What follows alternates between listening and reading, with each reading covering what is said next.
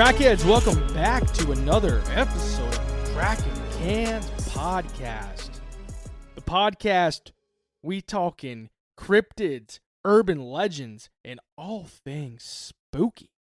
Spooky. I'm Corey, that's Corey with an E. Sitting here, Mike with a little C. Little C, yep. Almost said D. I know you did. We've been recording for approximately 15 seconds, and Corey's already getting inappropriate in here. Didn't take long at all. But yeah, we're back. We're back. back. We're back in the studio. I don't know why, but it felt like it's been so long. Yeah, it has. Like I've been jonesing to talk in front of this microphone. Well, we got like the full weekend of NFL football, and I feel like that kind of seemed like it bridged a bigger gap. Yeah. With football being Thursday, Friday, Sunday, Monday, just a bigger gap. Yeah. So football's back. Football's back. Just so you guys know, I know Mike referenced it the last episode. He did get eliminated in the guillotine episode. I did. The guillotine league. Yeah. I've been in 2 guillotine leagues. Basically, if you don't know what a guillotine league is, it's fantasy football league. You draft your team. Whoever in the entire league of 18 people will get the lowest score, that's who gets eliminated. And I bounced week 1. And he predicted it. So. I did. Yep. Turns out when you have the number 1 overall pick in the draft, which is insane, at number 1. And I still blame Sam for making us take guys we haven't taken all year. Yeah. Well, the year he had the last pick, too, he got eliminated first. So first or last, he deserved it. You don't want. Yeah. He did deserve it.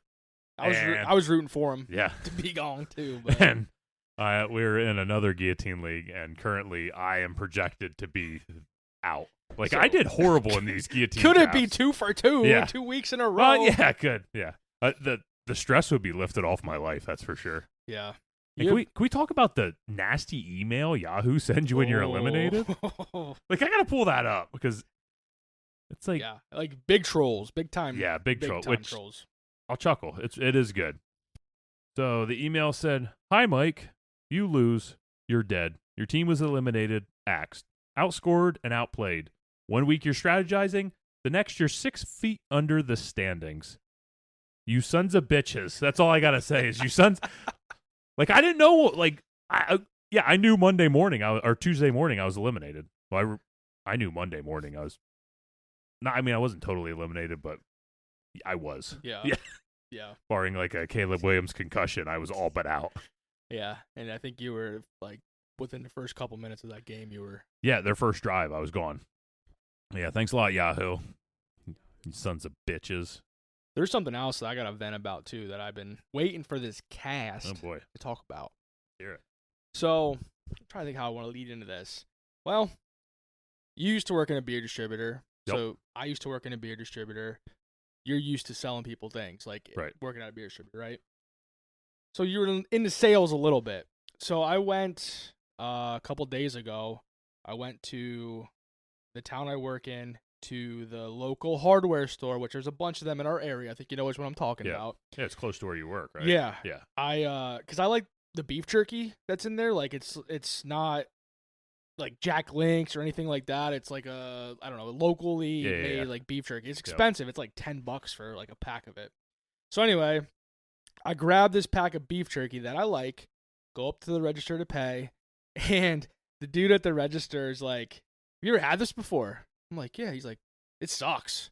He's like, "I don't like it at all." He's like, "I tried the beef sticks that have cheese in them. I tried them the other day, and I had to throw them out. They sucked." And I'm like, "No, I think they're great. Like, I like them." He's like, "Oh, okay." You're an idiot. So, That'd have been good if he said that. Yeah, I know. I'm thinking, like, I walk out of there, and I'm like, what kind of salesman is this? That's why he is behind the cash register, and he's not allowed. Which is funny because at like a hardware store, you figure you don't want somebody like that to be walking up and down the aisles helping people, but you don't really want them at the register either because they have to talk to everyone then. Yeah. Like, this place doesn't have self-checkouts or anything. Yeah. Most of them have like 3 registers and you are talking to somebody every time. Yeah. Yeah, so I was just like flabbergasted by this like conversation. Like, he went on about how bad they were too. Yeah. It wasn't just like, "Oh yeah, they're bad." Like, they. Like, you should just grabbed them and threw them on the floor and walked out. Just not even. Yeah, I know, dude. That would have been. It's like, you know what, you're right. Just threw them straight down. Yeah, but yeah, I just It's just because I used to sell beer to people. They'd get some beer, they'd bring it to me, they'd be like, "How is this?" And like, I never had it before. I'm like, "Oh, you're gonna like this. Like, this is good. You like?" And I would just pull a beer out of my ass and like, "Oh yeah." I'm like, "Yeah, you'll like this too." Sell them it.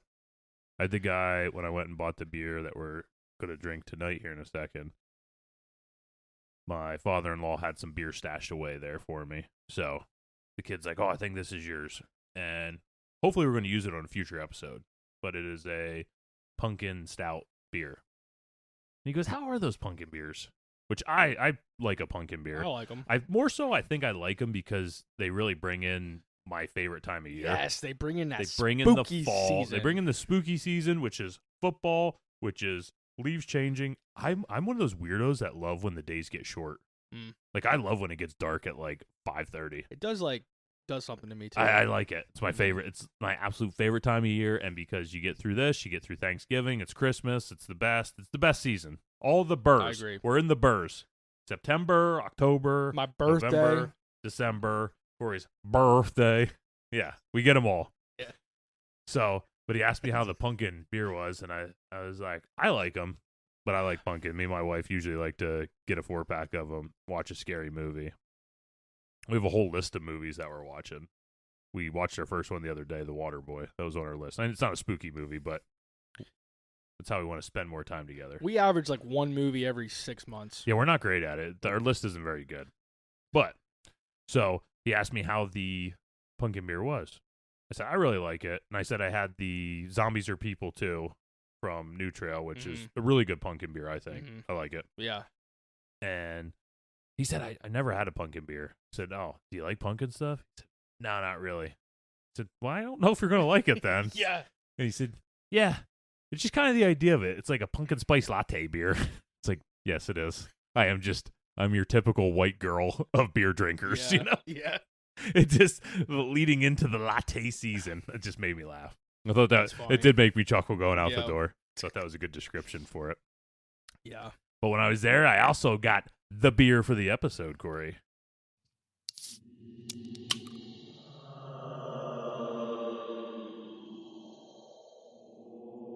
Yeah, which you know how to say it? Yeah, no, I don't. But we're gonna get through this, and everybody, bear with me because there is a lot of And just mute your European. mics during this beer part, okay? Yeah. So this is Headset, sorry. Yeah, your headset. Your headset.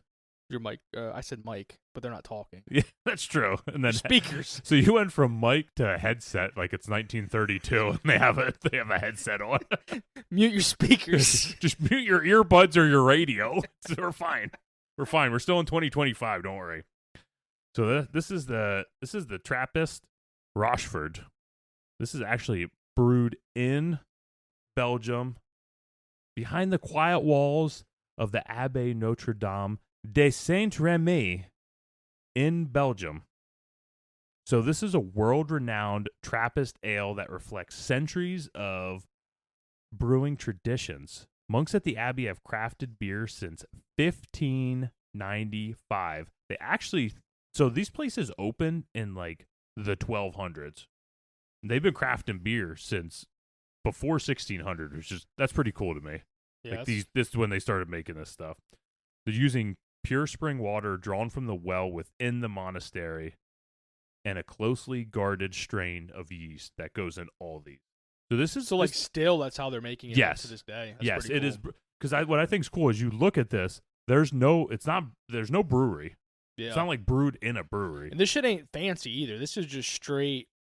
Yeah, font. it's just super basic, but like this Trappist, That's cool. I don't know if I'm saying it right, the Trappist Day or whatever. It's just this monk style of a Belgium. And I have today the number 6, so I think it's 6, 8, 10. I think earlier I said 6, 8 max. I don't know. 6, 8, 10. 6 is the lowest on alcohol. Which is still 7.5. Yeah, which is still 7.5. Yeah. I found it on the bottle earlier. There was one there that was the 10, but I couldn't find the alcohol percentage, so it scared me off just slightly. I said to you earlier, I was afraid it was going to be an 18.5%, we weren't going to know it, hammer it down, and then the whole episode just goes downhill right from the get-go.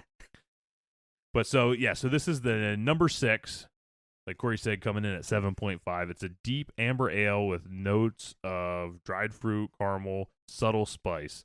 It is very approachable of the Rochford line, offering a balance of sweetness and a smooth finish. And to kind of describe the whole Trappist line, Trappist Rochford line, it's a beverages that embody the benediction motto, or let labora. You know what that means? This is a good way to live your life. Pray and work. That's what it means. Good. You pray, work, and you brew and drink beer. I love it. Every sip reveals the harmony between malt sweetness, fruity yeast esters, and the gentle bitterness, all woven into an almost spiritual drinking experience. This is cool. So the tie into the episode is, if you clicked on this, you know we're talking about the legend of the Black Monk. This beer is brewed at all these monasteries, brewed by monks. I thought it was so cool to be able to do a tie-in with something like that. How else are you going to bring a monk into the cast, man? Yeah, you need beer. Bring him in. You bring him in. You have that son of a bitch make you beer with a yeast strain that's been around since the 1600s. Bring that son of a bitch in. And as we'll learn later on, the Dark Monk, there is legend behind the thought of what the Dark Monk is in this story. But we'll learn that this Dark Monk rocked to this house. Could be a demon. Could be a demon. We'll get into that later. But the Dark Monk that rocked this house is kind of a lot like the monks that rock this freaking beer, man. This beer is awesome. So before you hammer down your last sip, hold on, I just want to say here. No, it's nothing. No, it's no, it's nothing. Okay. This is only 11.2 ounces. Yeah. That's like a thing over there. Is it? Even when if you get Labatt from Canada, that's only like 11.5 ounces. Really? Yeah, no 12 ounces. Can't do 12-ounce curls. Yeah, I don't know what it is. I'm supposed to do 11.2-ounce curl. Nice and steady, my friend. Nice and steady. I saw the way you poured it earlier. That's because I'm used to a 12-ouncer. Yeah. Dude, I never saw so much head on a beer. I never saw Corey react so fast that just that beer. I was impressed by that. Because I was waiting for a 12-ouncer and it came out too fast. It came out way too fast. Yeah. Yeah. Well, yeah. So let's cheers to this. We got some floaties in here too. Yeah, so a lot of times in these Belgium, that floaties is actually going to be like the active yeast that's still in there. Don't drink the yeast. That's what gives you the poops. If you didn't know that out there, on these Belgiums and stuff, if you ever drink some Belgiums and you get the poops, that's what it's from. That's only one beer, though. Only one. Drink it up, then. You can have mine, too, if you want. So what do you think? I like it. It's definitely on the sweeter side. It's very sweet. But I thought the sweetness mellowed out a little bit as I drank it. I think it has that good caramel taste to it of a darker beer. I'd say it mellowed out, too, towards like the middle to towards the end. It might have just been our taste buds just getting a little used to it. Mm-hmm. But it's really good.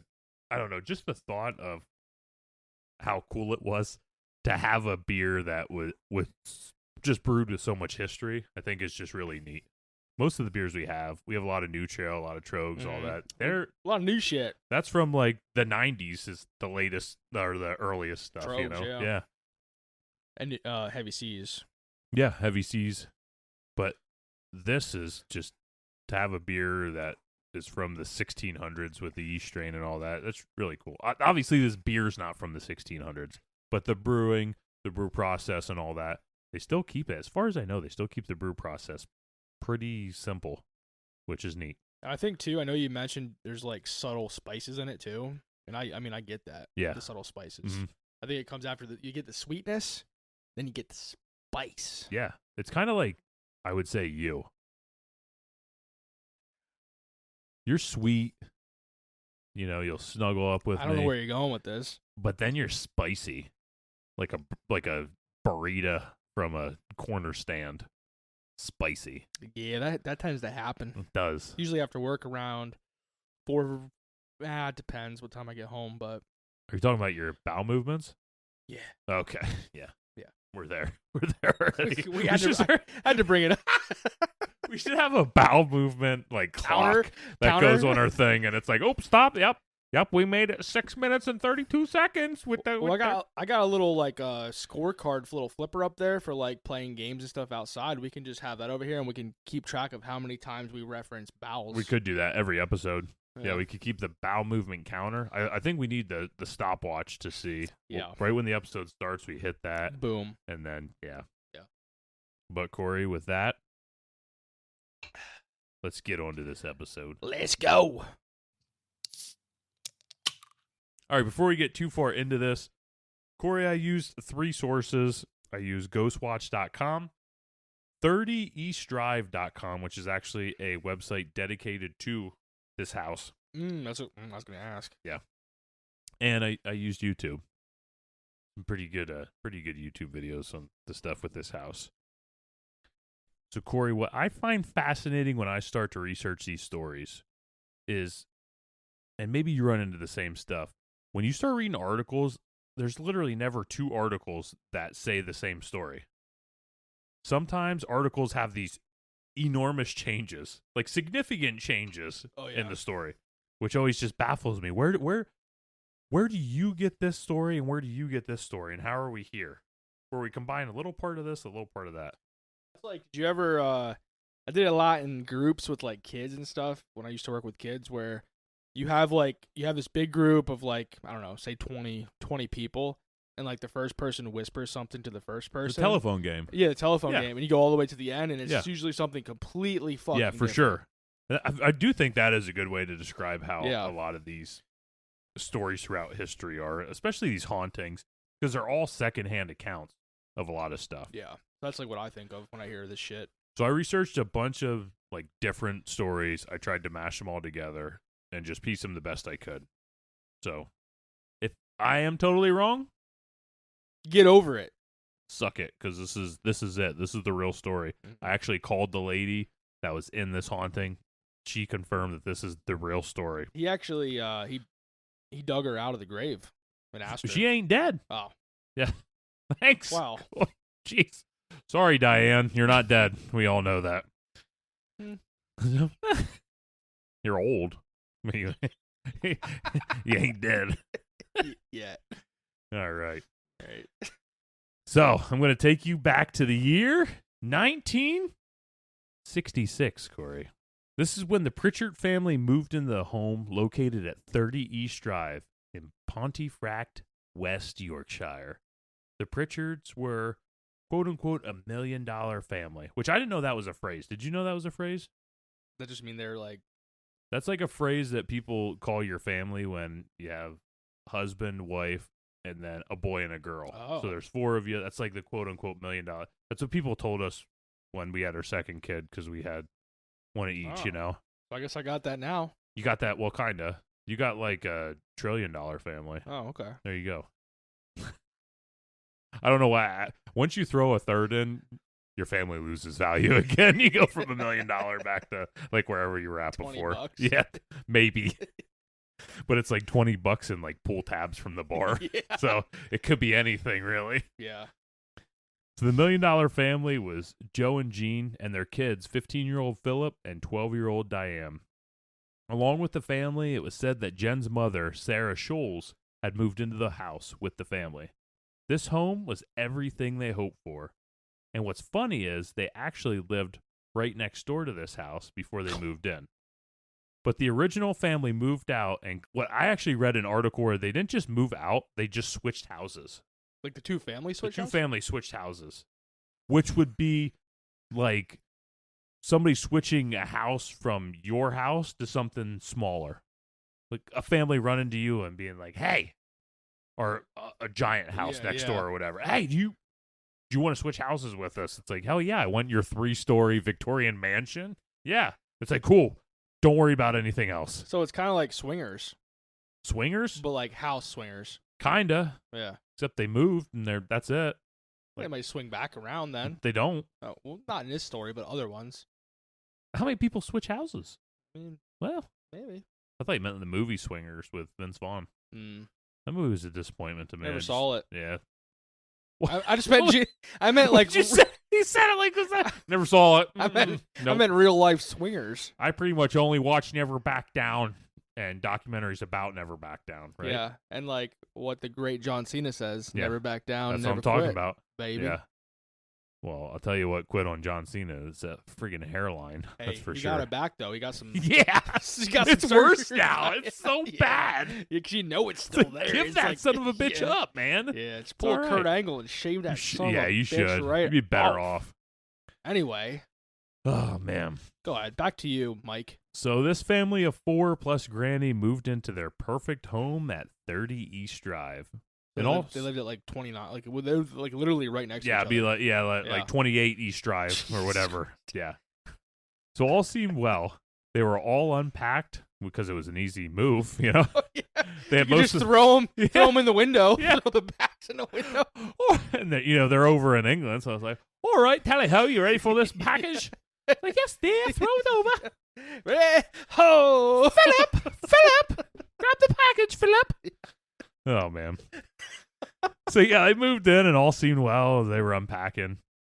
And the first story, it kind of caught me off guard. I don't even know how to really fully describe this, but basically the family went on vacation, and Philip, he was 15 years old. He did not want to go on vacation with his family, which I think's weird. I want to go on vacation with my family. hell yeah.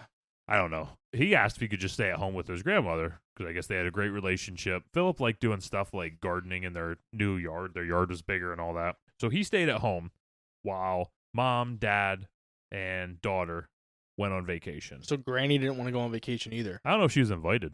Yeah, it didn't sound like it. I'm just saying, yeah. Yeah. I mean, who knows? Granny could have been a pain in the ass. Well, that's an England thing. Yeah. Tally-ho. Granny. So Philip stayed at home with grandma, and this is where the shit just hit the fan. And this is like right after they switched houses. It's pretty close to it. It's Yeah. not super long after they switched houses. So this Yeah. is a day or two after half the family left on vacation.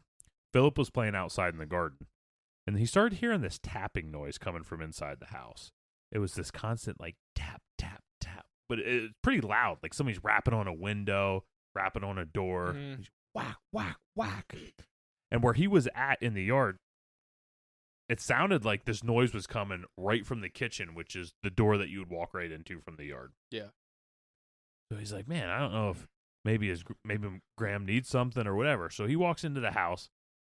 He gets in there. She's not in the kitchen. Nothing out of the ordinary at all in the kitchen. So he walks into the living room, and Granny's sitting there knitting.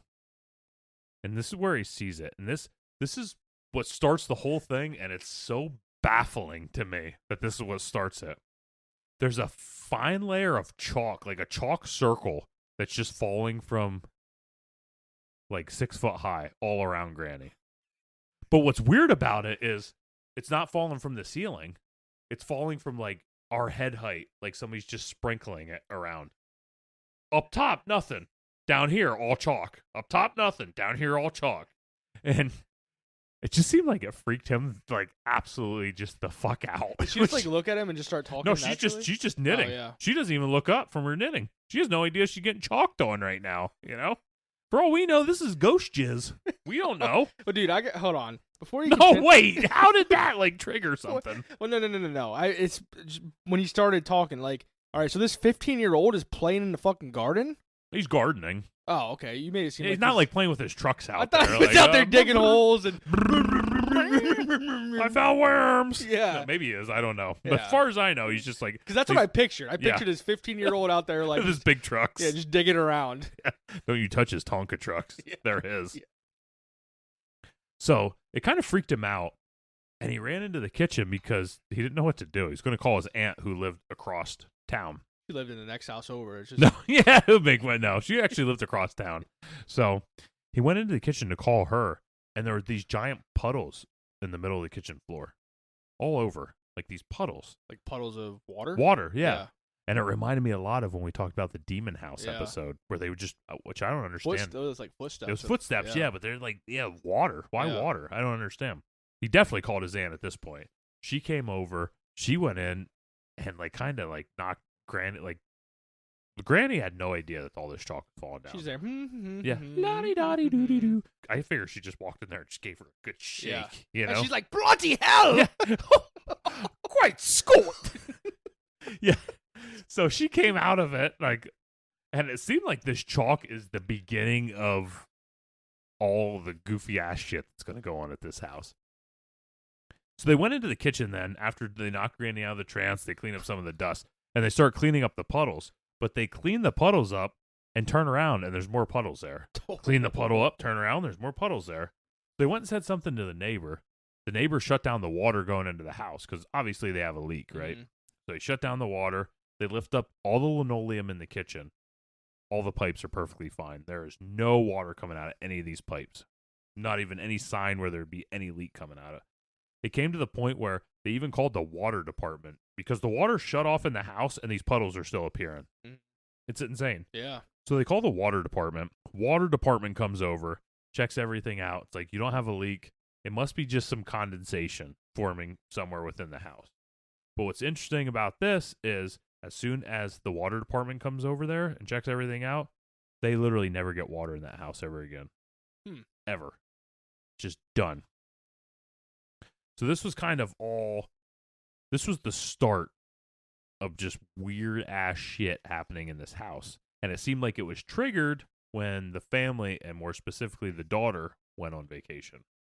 Do you get into anything like where they asked the neighbors if anything happened when they lived in that house? I actually don't have that down, but I do want to add that eventually. And I'll add it right now. Yeah. So the thing with the neighbors was, and you read different things about it, but what was happening with the neighbors was their young daughter was being attacked in this house. She woke up in the morning with scratches on her face. It got to the point where it seemed like the mom and the dad could not protect her. So they just moved out of this house and switched house with the Pritchard. When the Pritchards asked them about it, they denied anything happening. But through people that knew the family said that there was like all kinds of weird shit going on before they took the house on. Damn. Yeah. Good call. I'm glad you asked that. I didn't know how to work that in, but that's why we're jelly and peanut butter. Yep. I'm not saying peanut butter and jelly because I'm the jelly and I want to be first. That's cool. You can be the jelly as long as I'm the peanut butter. So after all this got settled down with the water department kind of getting everything figured out, the aunt went back to her house. Philip and Granny were staying at their house still, like normal. Well, the next day they came into the kitchen. When they got into the kitchen, there was just sugar scattered all over the counter, right? And on top of that, what was weird is when they kind of found the sugar, it was like they could hear somebody upstairs in their house. Like walking around? Yeah, they could just hear noises, like somebody was messing with stuff, like drawers open and stuff like that. So they ran out of the house, of course. They called the aunt and the uncle. The uncle called the police, and he waited there at the house for the police to arrive. Police went through the entire house, and they found absolutely no signs of anybody within the house. They did find a broken glass, which I figure it was just from Philip piecing out. At this point, the whole family's back from vacation. No, they're not back yet. This is like a day or two after all the water stuff, right? Yeah. So either way, they stayed at the aunt's house until the rest of the family returned from vacation. When they got home, this is when perhaps the craziest part of the beginning of this story happened. So the family gets home and is greeted by Philip and Granny. And you can imagine when they walk in the house, Philip and Granny are just there like, you guys, crazy shit's happening here. I just picture... insane. I picture like the grandmother from Courage the Cowardly Dog. Oh, yeah. She's just like oblivious to everything. Yeah, I can see that. And stuff. I just picture her just still sitting there. Just, I do kind of see that, like her as being like blissfully unaware of everything that's going on. This 15-year-old's like Courage, like, what the hell? Yeah. I feel like that is a pretty realistic expectation is what this house looks like. So they get home and they just start telling about everything going on. It's like, there's water everywhere. There's talking all there. And as soon as they get done telling them about everything that happens, there's 3 loud thuds from upstairs. Like 3 loud thuds. And all of a sudden they just feel this cold air rush past them right out the front door. All like everybody standing there felt this air hit them. This cold air hit them. And right out the door it went. And after that, the entity was gone for a very short while. It went over to fuck with the neighbors. But probably, and they had it coming at that point. They did. Let's be honest. Yeah. I don't know what time we're at. Let's take a quick beer break. We'll get into the second half. Beer break. All right, Corey, we're back from the beer break. We back. So, like I said before the beer break, the spirit was gone, left the house right out the door, but this did not last very long. Most stuff I found said that it was around 2 years, so it was a significant amount of time. That's a long time. It is a long time with nothing going on. But eventually, this spirit did return. It came back to the house when there was a triggering event, right? I feel like a lot of whenever we talk about these hauntings and stuff, there's always a trigger that happens. The daughter had her period. But God almighty, no, we don't talk about periods and teenagers on this show, Corey. No. I couldn't remember how old she was. She's 12. Oh, so, could have been. I mean, it could have been. The Pritchard started to remodel. Yeah. Hey, you know what? That's when. No, you're done. No, you're done. No, it's a different. That's when my wife's parents, when they started remodeling their house, that's when demonic shit started happening there too. Yeah, it's creepy. We started digging up the land and stuff. Yeah, I think it stirs up those different entities and shit. Could be, yeah. I don't know. So as we dive more and more into what we'll start to learn is what can be best described as a poltergeist-like behavior throughout the house. What's the typical trigger for poltergeist? Corey, you kind of talked about it, but don't. It's teenage girls before you go and. I was kind of right. You were kind of right. Okay. But yes. I'll take it. Which Diane was. So when the family started to remodel her room, that's when the shit started to go from 0 to 60. It was just little things like paintbrushes and wallpaper being moved when they go in there. But it quickly started to escalate to brushes being thrown across the room. While they were there? While they were... Yeah, your back's turned and all of a sudden something hits the wall and you turn around, there's a brush there. Could you imagine if you got slapped in the face with a wet paintbrush? I'd be pissed. I'd be throwing hands. Yeah, what if I always think, what if a ghost just gave you a wet willy? Or a wedgie. A wedgie would suck too. I'd be up there with a wet willy. Yeah, that would suck. They're just holding you up in the air, you're lifted off the ground. Yeah. Your big 6 whatever foot ass. Yeah, just lifted off the ground. No. Look, that's why for me I wear breakaway underwear. Yeah. My underwear are all blown out to the point where if you got me anywhere near Atomic Wedgie, they would just blow. Yeah, yeah. And then I'd be able to turn around and give you a Chuck Norris roundhouse kick. Yeah, I'm right there with you. Yeah. Yeah, we wear skirts for underwear. It's fine. It is what it is. Or you just go commando, then they can't give you a wedgie. Oh, that's true. I mean, your pants, but they can only go up so high. Yikes. But the way my pants would look at the end of the day, yowzers. So anyways, back to this story. So there was a story that I thought was really crazy. One night, Jean was going to the bathroom, which Jean is the mom. Mm-hmm. She was going to the bathroom. There was number 1 or number 2?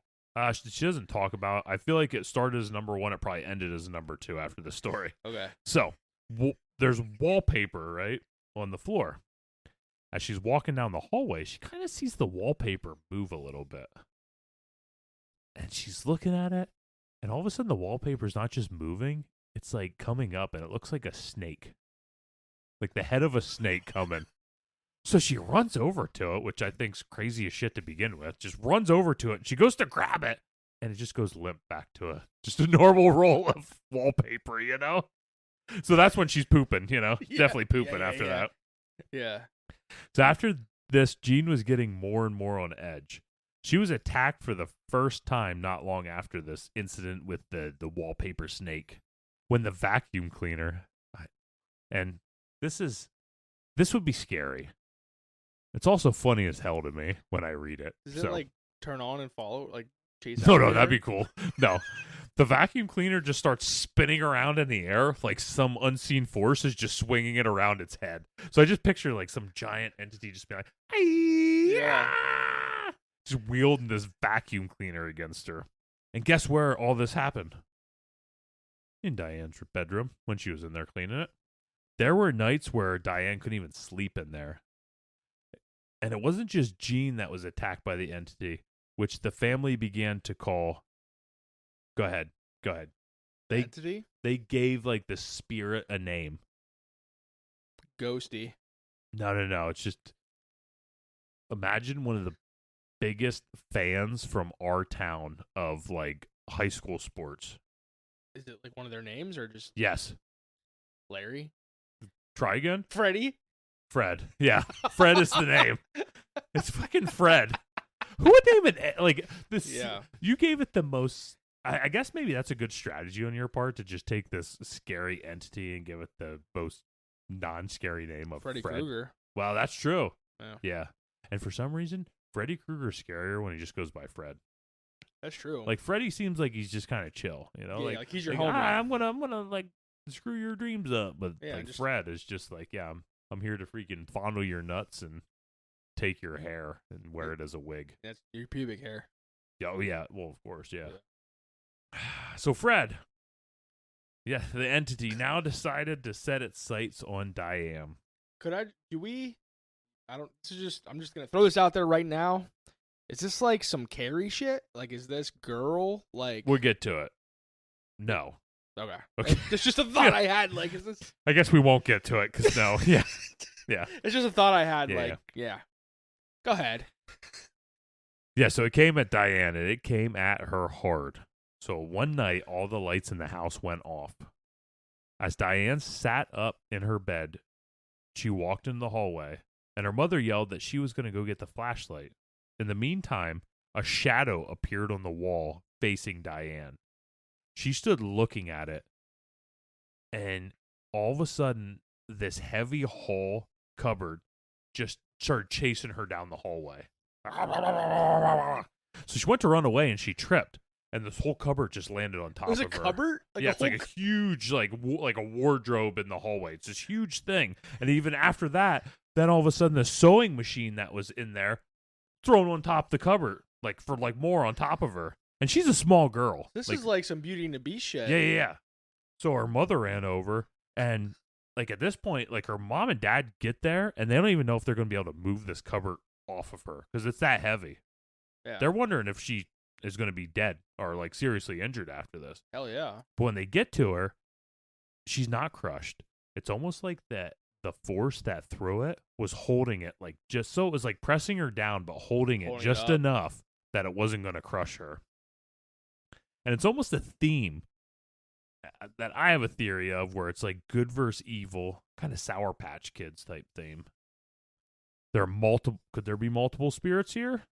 And speaking of the shadow, this shadow was a cloaked figure, which started to become more and more present in the home. See, the parents, Joe and Jean, both saw it on different occasions, and then they finally saw it together. They were laying in bed one night, right? Getting ready to go to bed. Their bedroom door opens, and there's just this cloaked shadow standing at it. Like, dude, it's scary. Just standing there, just not moving, just like staring at them. Yeah, and like they kind of get up to like, kind of like, you know, if you gotta, what do? You gotta get up and like square up with it. You gotta, puff your chest out. It's gone. Bit. You know, poof. Yeah. I'm going for my Glock. Yeah. Well, good luck shooting a shadow. Yeah. Yeah. I'll square up. I'll shoot. He'll freaking shoot a shadow. He ain't scared. I'll unload in that son of a bitch. All right. So around this time, they go to local newspapers to try and find answers, and that's when a local historian reaches out to them. Ooh, historian. That's when you know it's legit. It's history. It is history. The part about the hooded figure really interested him. He tells them that he remembers reading a story about a monk that lived in this area. Ooh, I forgot about the monk down here. Son of a bitch. That's why it's just a monk. But what would be bad about a monk? I don't even know what monks do. Yeah. They just like practice religion, I think. Yeah, they're just, well, eventually it came out that this monk was attacking and even killing local girls. I thought you were going to say eating. He might have ate them. He was captured and he was hanged for his crimes, but it's believed that he was hung right around the area that this home was built. Do we know like how many years before this? They said like the 1600s, so around when our beer was made. We could have hang beer. Hang beer, yeah. Hell yeah. Hell yeah. Hell yeah. The hell is hang beer? So the paper also renamed Fred to a much more badass name. Chris. James. Oh. No, it's not. Oh, you son of a bitch. Mike. Yeah. No, they nicknamed him to the name Mr. Nobody, which I think is kind of cool. Yeah. I like the name Mr. Nobody. And I also think, in a weird way, it gives the spirit less power to know you call it Mr. Nobody. Yeah. And also the papers are getting a hold of this. People start to flock to the area. There's ghost hunters, even back in the 1960s, that want to come there. There's curious kids that wanted to come there. There were stories of kids lining up that just wanted to sleep in the garden because they heard the garden could possibly be haunted. Anybody just wanted to catch a glimpse of things, which they said was easy to find because when you go over to the house in the morning, a lot of times all their stuff from upstairs would be thrown out the windows, laying in the front yard, and they'd be out there picking it up, like their clothes and shit like that. It's just like they're like, could you imagine that just being like your normal routine? Yeah. Like your alarm goes off in the morning, Dude. you wake up, you go outside and you pick up all your shit, you bring it inside. Yeah, it's insane. And it's like, dude, that would get old quick. And you know what? This next part is the part, like, this spirit did a lot of stuff. This part just pisses me off the most. Is it like the most? Is it something that would like inconvenience them? Yes. Okay, can I guess? You can guess. I don't know if you're gonna get it because it's pretty diabolical in the spirit's part. Like, it made me mad, but it's like, damn, this fucking dude's good. Did it just like empty the whole fridge or something, or unplug the fridge? Nope. Oh, what did it do? It did have to do with kind of like food. I was thinking like pantry stuff. I would say more refrigerator stuff. Oh, so I was right on the fridge. Yeah, you were right on the fridge. Yeah. Would it just like open, like dump everything out? All right. So what this thing would do is it would just go around the house, right? And one thing it did is it would just throw rolls of toilet paper all over, which is like that sucks. That's kind of funny. It is funny. Well, listen, right now, my wife again bought some shitty fucking toilet paper. Why would she do that? And dude, I can't even wipe Where's she with it. Where's it she doesn't get this? wipe. Where does she get this? Finish wiping. Where does she get this stuff? Well, okay, she had a good excuse. I was bitching about it. No way. The first time, I'm like, I one wipe, right? And I'm like, just get Angel Soft, man. Listen, I one wipe and I yelled, Kendra, what toilet paper is this? And then she flipped out because she took all the kids to the grocery store and like middle child, the baby, they were freaking out and just being nuts in the store. So she just grabbed whatever. Yeah. And then she like, you tried taking all them to the store. So then I would get the good right toilet paper. That's what I'm saying. Yeah. I mean, she has a valid excuse for buying anything else wrong. Toilet paper, no. That's what I'm saying. You just look for the little baby with the thing on their head for Angel Soft. Yeah, That's green. You see green. Yeah. Just boom. Or Charmin. Look for the bears dancing with their I do butt. like the Charmin. That's it. Yeah. That's it. So I There's no excuse. She's right upstairs, so I don't want to talk too loud. She's probably listening right She might be listening. So if this thing was throwing that type of toilet paper across my house, yeah, that's cool. I would probably be cheering. Yeah. But guess what? This is the part that made me so mad. So mad. Is it going to make me mad? It might make you mad.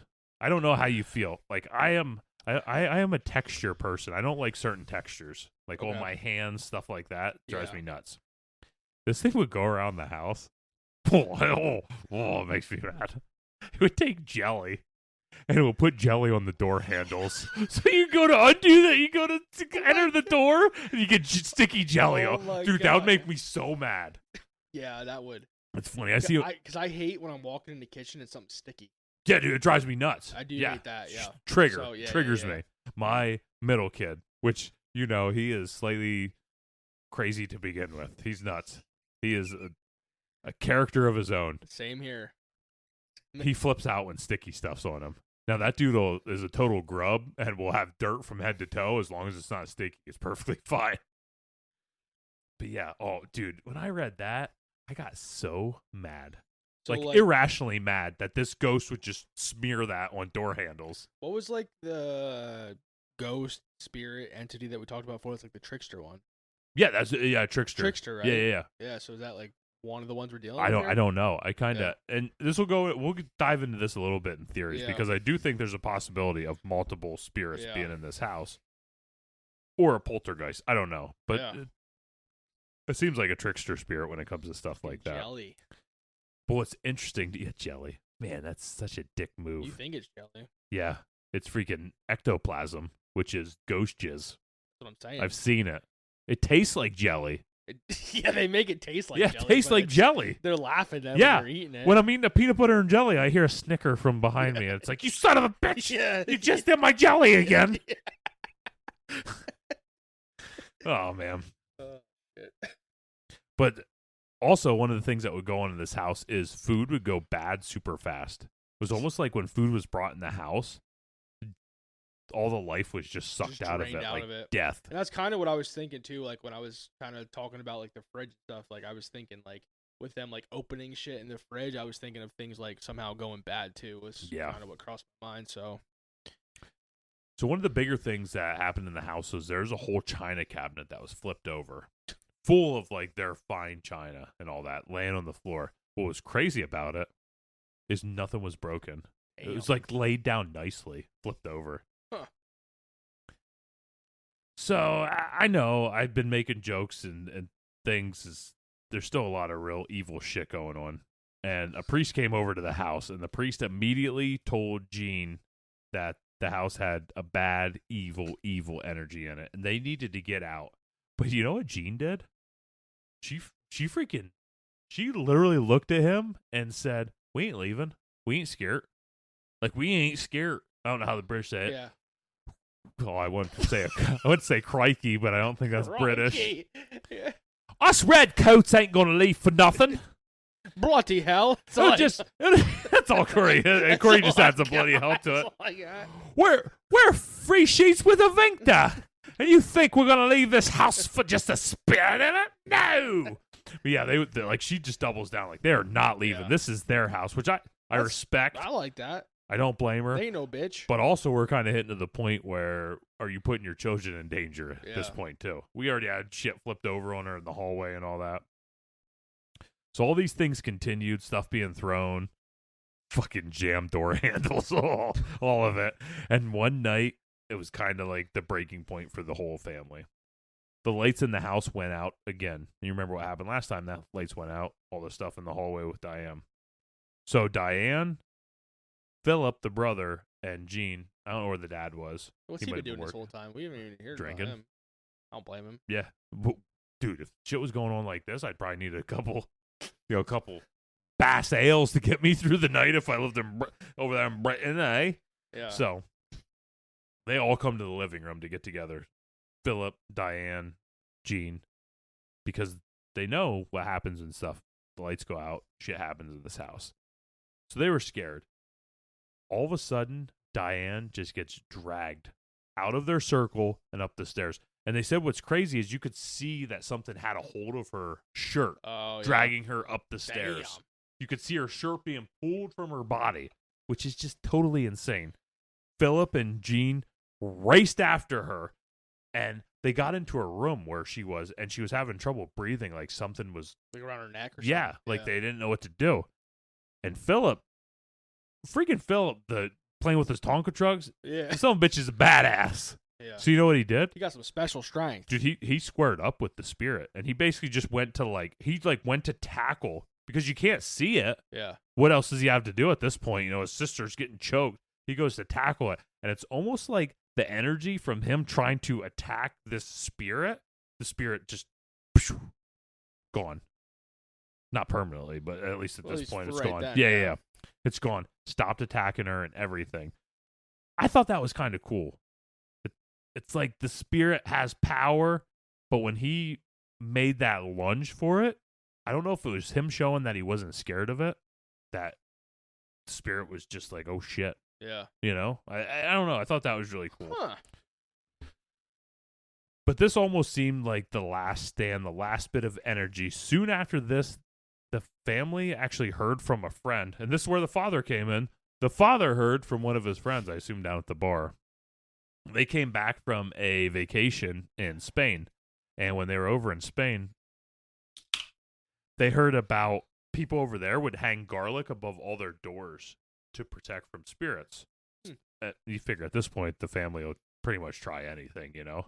So they hung the garlic over their doors, and really this was the end of the spirit being in the house. I don't know if it was a combination of like Custer's last stand when Philip squared up to it and showed he wasn't scared. I also kind of have heard about with these poltergeist spirits and stuff like that, stuff comes on really fast and leaves very fast. So as for the house, it was bought a few years ago by a paranormal investigator. Like a few years ago, as in like present day. Yeah. one that some would say would be the king of his field. Don't tell me. That's right. Zach Baggy Pants? No, it's not Zach. Oh. It's actually owned by a man called Bill Bungay. Bill Bungay? And you can stay overnight in this house.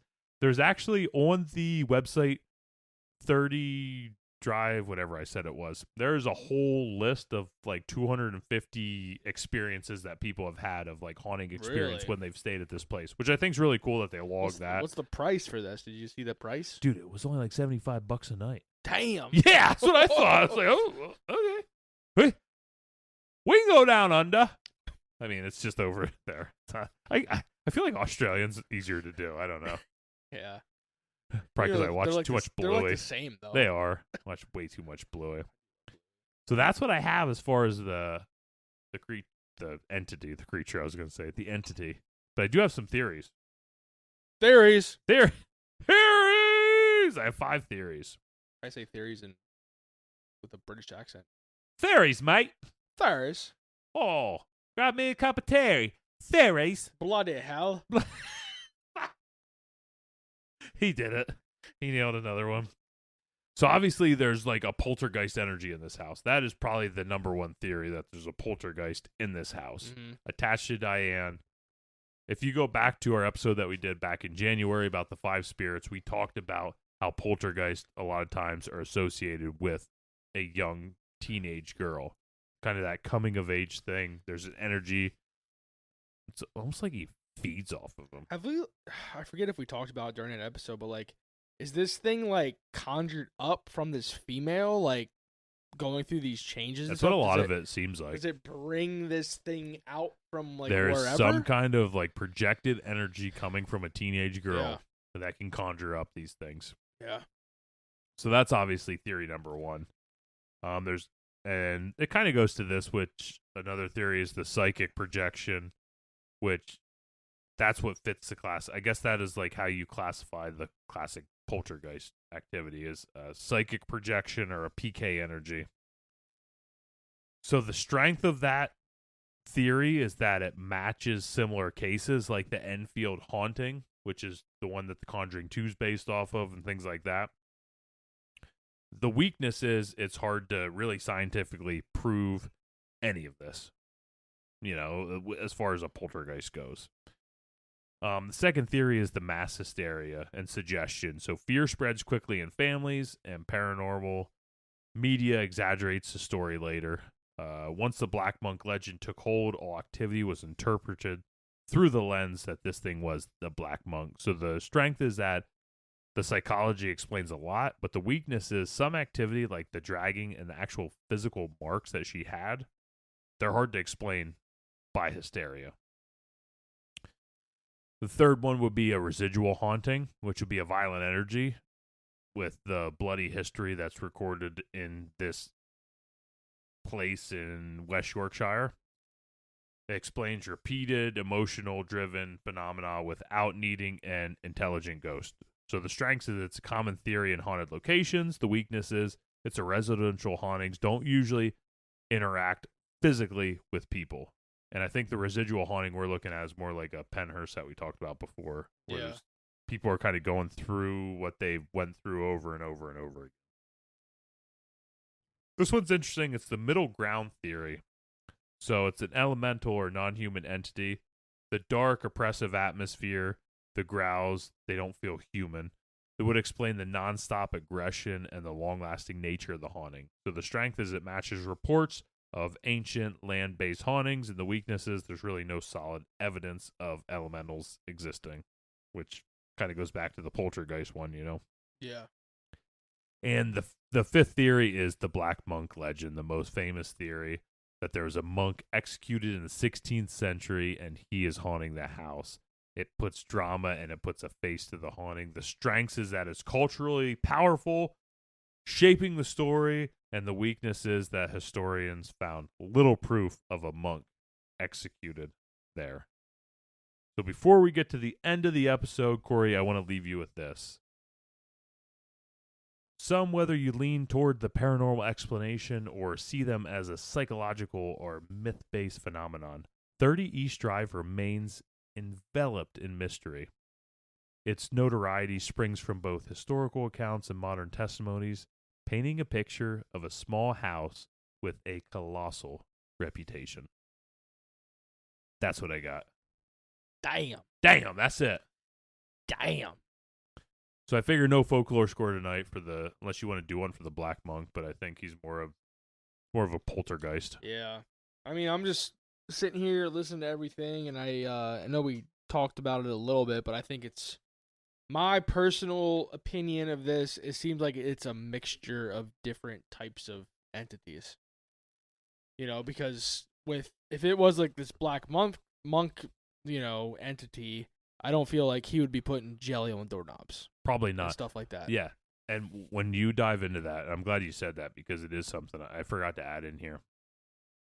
I do think there's almost a good versus evil presence in this house. There's a story at one point, and I didn't add this in, but where Diane was combing her hair in the living room. It was almost seemed like it was a nervous tick that she would do with everything going on. So she was combing her hair in the living room, and there's a cross on the wall behind her. It came over and just slapped her in the back. And it literally made an imprint of like a cross in her back.